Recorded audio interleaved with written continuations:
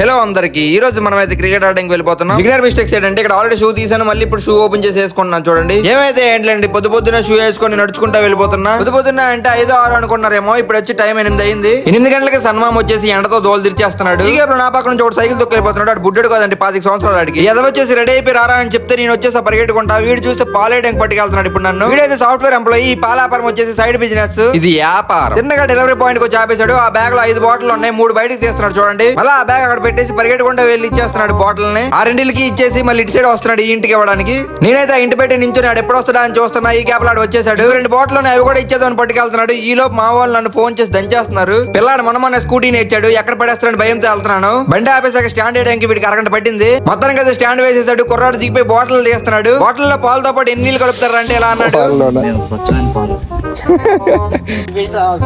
So guys next part లో కలుద్దాం. Video నచ్చినట్లయితే ఒక లైక్ అండ్ సబ్స్క్రైబ్ చేసుకోవడం మాత్రం మర్చిపోకండి భయ్యా.